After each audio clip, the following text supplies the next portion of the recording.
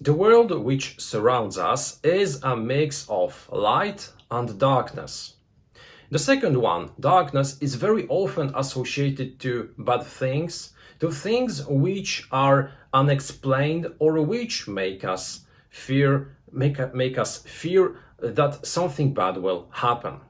And this is an association which will be correct when we jump inside the game which I want to present you today. A game in which darkness will slowly but surely engulf Westminster, London, and the whole world. Because this darkness will be a symptom of a coming cataclysm.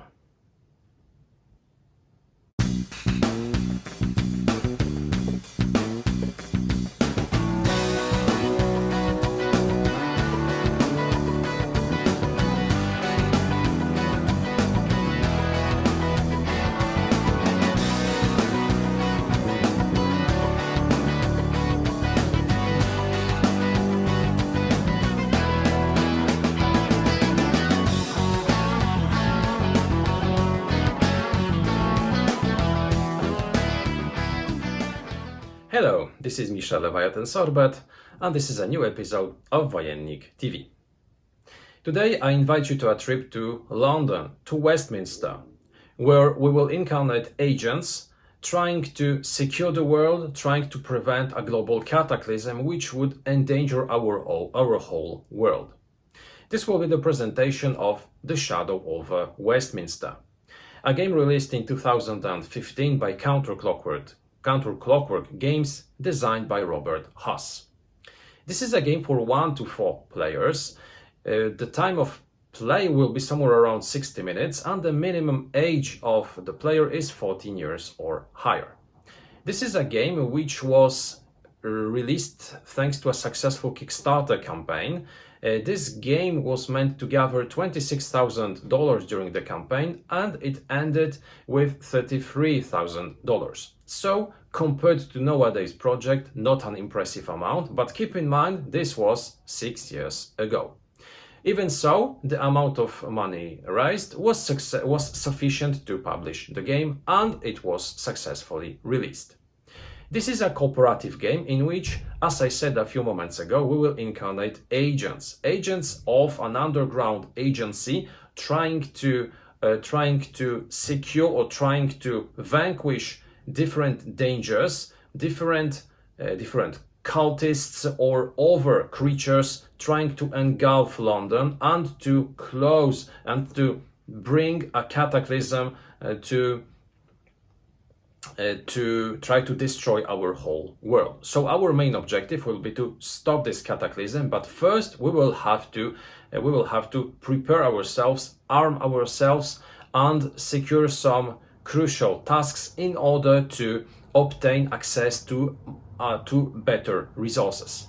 So today I'd like to present you this game. I'd like to briefly explain how the components of the game look, then how it works, and at the end of the video, as usually, I would like to share with you my final thoughts and my final recommendation concerning this game. So let's begin and let's jump into The Shadow Over Westminster. Here is the dark Shadow Over Westminster prepared to play a 4 players game. The Shadow Over Westminster is a cooperative game in which 1 to 4 players will try to stop the cataclysm from taking place. We know that it's approaching, we know that the darkness will slowly but surely engulf the majority of Westminster, but we still have the resources to stop it. So the game ends in 2 ways. The first one is when everyone wins, because obviously this is a cooperative game, when we manage to stop the cataclysm. The second way for the game to end is if the cataclysm is triggered, if it occurs, so if we do not manage to stop it, then everyone loses. Now, before the game starts, we always choose randomly 1 cataclysm card. We have several of them to choose from, and on each such card I will show you only one, not to spoil anything more. We have firstly the description of this cataclysm, we have a brief setting or a theme added. We have then some additional rules telling us how this cataclysm card changes the way how the standard rules work. Finally, on most of them, we have also the information how many investigation points we have to accumulate in order to stop the cataclysm, so to win the game. As you can see, the number of those points increases with the number of players involved in the game. So we have to choose one of them. It deserves to be underlined that among those cataclysm cards, we have also 4 special cataclysm cards, which are the betrayals. If one of those cards is chosen as the cataclysm and then it is revealed, it introduces a twist to the game, because it means that one of the 4 heroes, members of the agency, is a traitor, and he will try to play against the other players in order for the cataclysm to take place. So the game from a pure cooperation can instantly change into a confrontational game. I like this twist a lot. The cataclysm is placed face down, so we do not know what it is, how to stop it. In order to uncover it, we will have to increase our knowledge. But first things first. So we'll prepare firstly the cataclysm. Each player chooses his own investigator. We have 4 of them. As you can see, each detective has its own dedicated miniature, which will be used on the playing area representing Westminster. We will be using our miniature in order to travel through different locations and in order to execute actions at those locations. Each player draws also the corresponding character card, which, as you can see, firstly tells you what is your profession, a small explanation who you are. Finally, it also gives you 2 special abilities. The first one is always active. You can use it from the game start. That the second one is blocked. You can unlock it only upgrading your knowledge and increasing your presence at the university. Those character cards are double-sided, so when drawing a character, you can choose which side to use. Both sides have different special abilities, which additionally increases replay value. Finally, you draw your starting hand of cards. You have a starting pool of 7 cards. Those cards are then mixed, they form a draw deck, in which, as you can see, you see what type of card you will draw, but you do not know exactly what it will be, because more cards have the same back. Not only those starting investigation, basic investigation cards have the same back. The same applies to the green cards, which in general will grant you knowledge points used to buy new cards. So the 2 first starting cards will be basic investigation, which gives you 1 investigation point, and the personal case log, which gives you 1 research point. So you will draw your initial hand and you will take a number of cards indicating your starting hand value, which is 3 at the game's start. During the game, it can increase even up to 6 cards during your turn. So how a turn of the Shadow Over Westminster looks. The first thing that in which each investigator will do during his turn will be to draw a darkness card, because we have several types of cards. We have investigation cards, we have personal log cards, but we also have darkness cards. So it is maybe a good moment to explain how all the other types of cards look. So the darkness cards the darkness deck is a special deck in which you will find cards telling us that darkness appears in one of the locations present on the board. Here, for instance, at the warehouse. Among those cards, we have also cards telling us to take exposure, which means that an investigator drawing such a card has to draw 1 exposure card, those are all the same, which in fact does only one thing. It takes place in your deck and in your hand, and it will hinder your flexibility during your turn. But if a card says that you have to place darkness at a given location, we will be using the black cubes in order to place those black cubes in a location. Now, if, as you can see, all the spots in a location are already occupied by darkness cubes, such a location becomes engulfed. What it means that all the cubes present at such a location will be removed. All investigators present at such a location will take one exposure, and additionally, one black cube will be added to the cataclysm.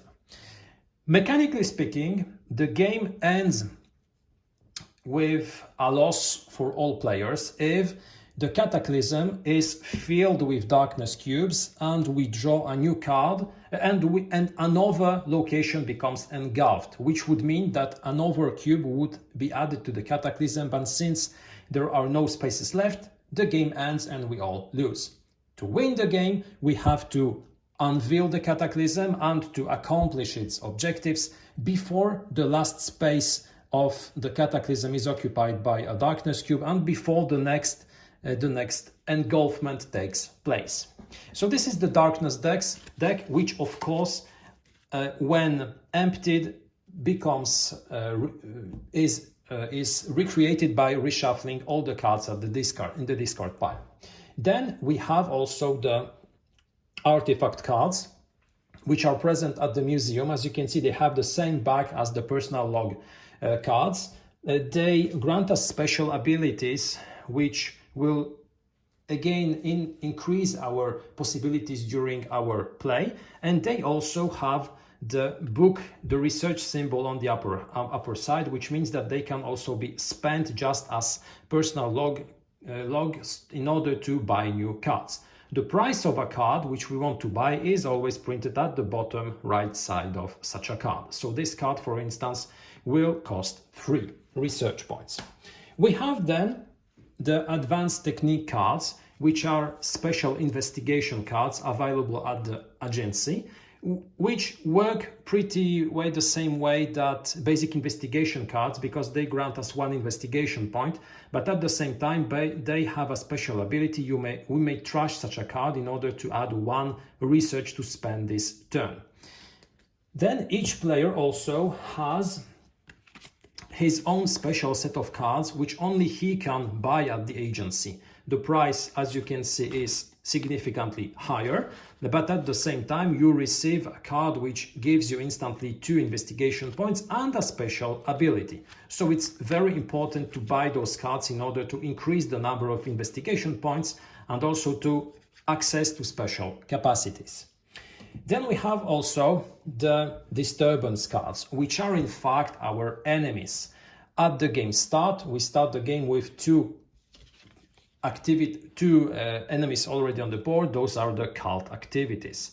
Now each such a card has a name, has a theme, has a flavor text, and finally it has a certain amount of investigation points. This amount indicates how many investigation points the agents have to spend in order to get rid of such a card. So for instance, in order to eliminate the card activity, we have to spend 4 investigation points. But we have stronger cards. For instance, we have the Plague Rats, where we need 6, or we have, for instance, the Walking Dead, where we need 8. We have also special cards which give us additional exposure, etc. So this deck is, of course, shuffled and we do not know what is inside. If we manage to vanquish a disturbance card, we can also access to the talisman cards and obtain 1 talisman card, which, as you see, works the same way as personal log cards.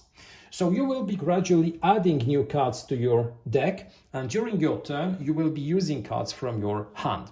So firstly, during your turn you draw a darkness card, you execute its instruction, you add darkness to a location. If the location is engulfed, you remove all the counters, you place a new darkness cube to the cataclysm.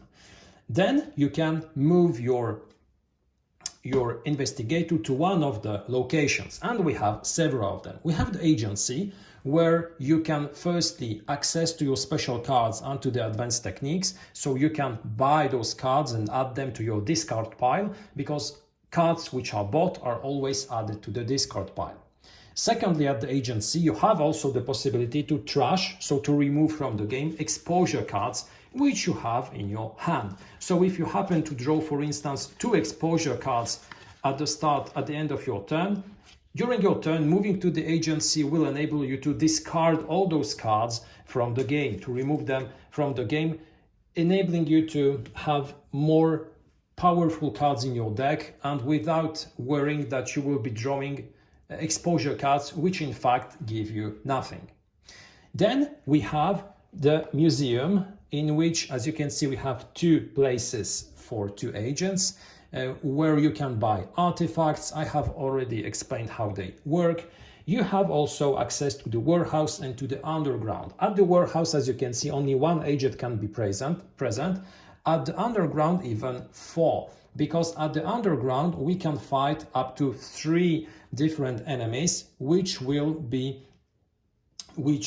investigation points will be added. So for instance, if we add here an enemy with 6 investigation points needed, we will have to use 10 investigation points in order to get rid of both cards. How to get rid of such a card? Well, when we place ourselves in such a location, we have to spend investigation points playing cards from our hand. So if I have, for instance, 4 investigation cards instantly, which grant me 4 investigation points at the warehouse, I can play them instantly and get rid of the cult activity. If I do, I can remove all the darkness tokens from this location, which is good because this location won't be engulfed in the near future. I take this card, the disturbance card, to my discard pile. I'll explain why in a few moments. And finally, I draw also a talisman card, and I'm transferred back to the agency with a big success. But sometimes fighting a more powerful enemy will require us to spend several turns in a location. If we are unable to accomplish an investigation during 1 turn, for instance, I have only 2 investigation points, I still need 4, so I'll have to end my turn, redraw new cards, and then hopefully play cards which I draw. If I end such a turn with an open investigation, I have to take an exposure card to my discard pile. So the longer I investigate, the more such cards I will have to add to my discard pile, additionally risking that new darkness cards drawn from the deck will cause the location to be engulfed. At the underground, up to 4 players can play the cards in order to finish investigations, so it's easier, but at the same time we have more disturbance cards which increase the difficulty of such investigations. So those are the warehouse and the underground. Finally, we have the university, where we will be trying to increase our knowledge and obtain new benefits. In order to do so, in order to advance this white cube along the track, we will have to play from our hand disturbance cards obtained during earlier investigations. So while obtaining such a card is added to our discard pile, during our turn, if I happen to draw such a card, I can move to the university and play a number of disturbance cards equal to the next level in the university in order to move to that level. And the second level grants all players the possibility to have 4 cards in their hand. The next level enables them to have 5 cards, and additionally, it enables us to uncover the cataclysm, to see how the cataclysm changes the standard rules and what to do in order to get rid of it. And also it unlocks this space, so it is possible to go to the cataclysm. The next level unlocks the special master ability, and the final level enables players to use 6 cards during the turn.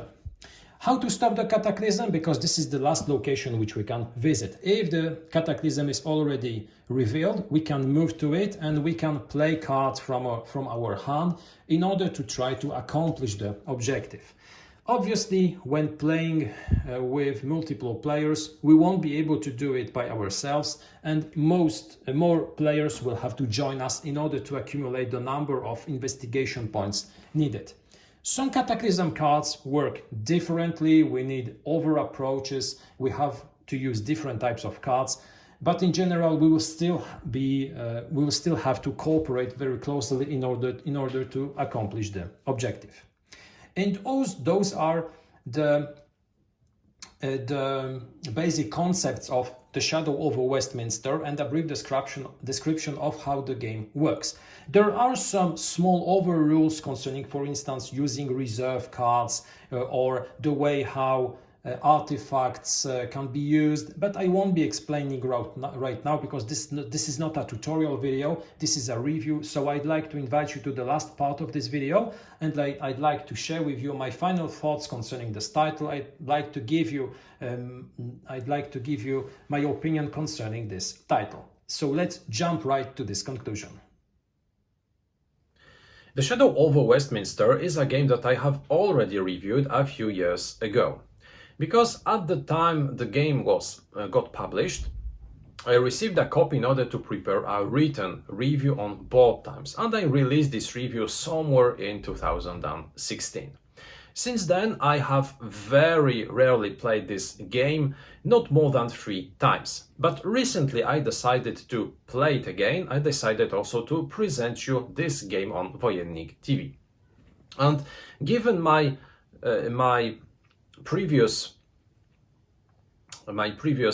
experience with this game, I was curious to see how, after several years from my initial review, I will rate this game now. And I must say that my experience was pretty much similar.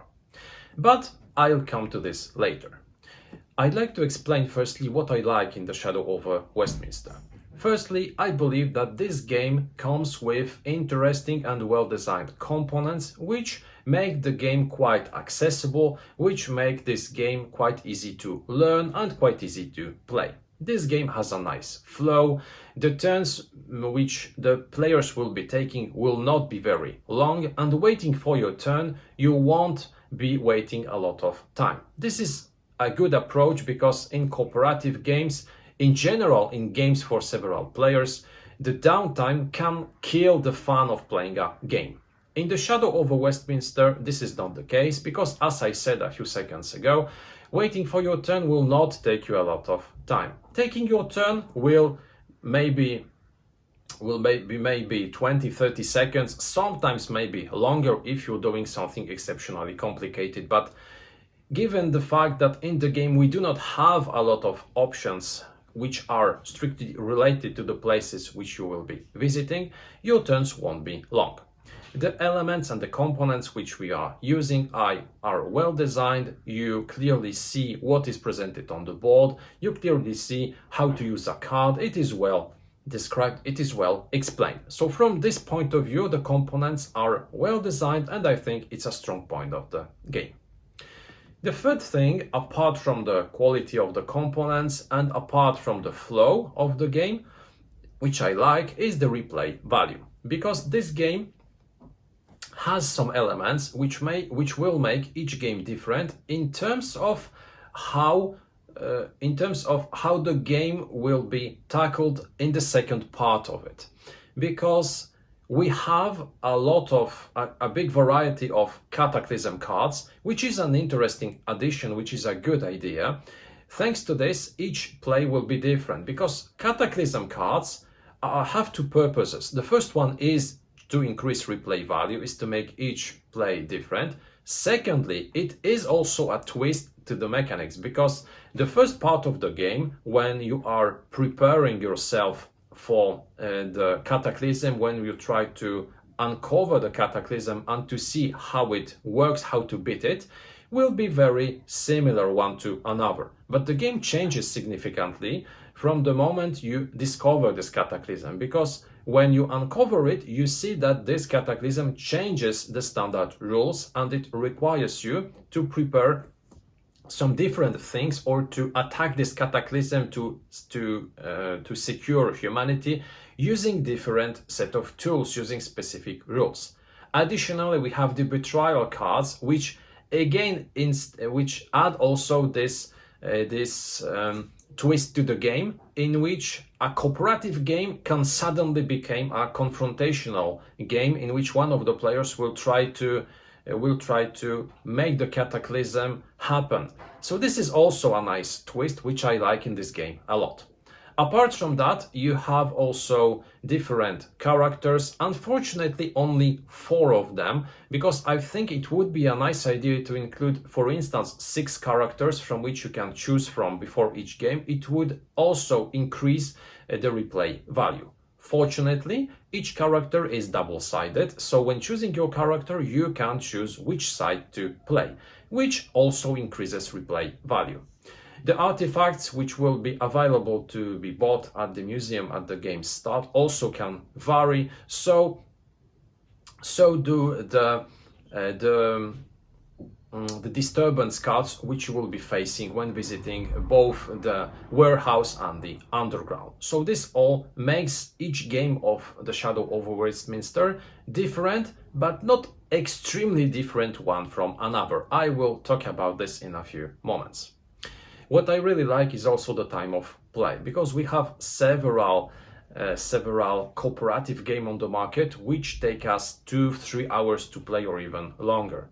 The Shadow over Westminster can be easily completed under an hour, and I think it's just okay. It's not too long, it's not too short, it's just the amount of time that you want to spend playing this game. So I think the flow and the fact that it is a game which is quite accessible makes this game enjoyable, due also to the time of play. Finally, what I like in this design is the fact that this is also a cooperative game which can be easily played with a player who has the alpha syndrome, a player who is constantly taking decisions for other players in cooperative games, a player who wants to be the leader of the group. He can still be a leader in the Shadow over Westminster, but due to the fact that each player will have their own set of cards, their own deck, and the types of card that you will be drawing each turn will influence what location you will visit and what action you will take. So the leader won't be taking the decisions, he won't be moving your pawn, he won't be taking decisions for you unless you are playing open hands. In this case, it can happen. But if you don't, this game is quite nice to be played also if you have such a player in your group. He won't be overwhelming all the other players. So what I think are the weaker points of the Shadow over Westminster? I think there are some things which make this game different from what you would expect. Firstly, I'd say that a small problem concerning this game is its rulebook. Now, this game, as I said earlier, is quite easy to learn, it's quite easy to teach, but unfortunately the rulebook was not written very well. It has some small rules which are hidden inside the text, which are not underlined, which are not bolded, which are not sufficiently well presented in order to instantly see them. You have to carefully read through the rulebook because some rules are important, but they are not sufficiently underlined. Secondly, this game is meant to be a horror game. And you do have this dark board, you have the darkness cards, you have the darkness cubes, you have those cataclysms, but still it's a game which lacks this horror climate. You do have the cataclysm cards, which are, in my opinion, very well presented. You have not only all the information that you need, you have the flavor text, you have a very nice picture. But the disturbance cards lack those pictures, and this is what makes all the difference. If those cards had the same brilliant artwork that the cataclysms received, the game would be significantly more fun and more enjoyable to play. It would also have more climate. In the way the game was designed, I do not feel this climate almost at all. During my playthrough, which I presented in Polish, I even decided to check what would happen if I played with music in the background. I have chosen a music taken from YouTube, which was meant to simulate a trip to a haunted castle.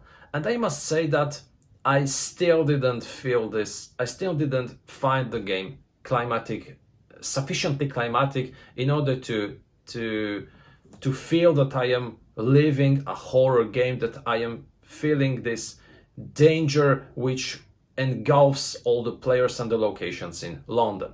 One thing works well. This is the clock, which is constantly ticking. You will feel the pressure of time. You will have to stop darkness. You will have to race against time in order to uncover the cataclysm, to stop the additional cubes added to the cataclysm. This works really nice, and this is, in my opinion, the only element which builds the tension in the game.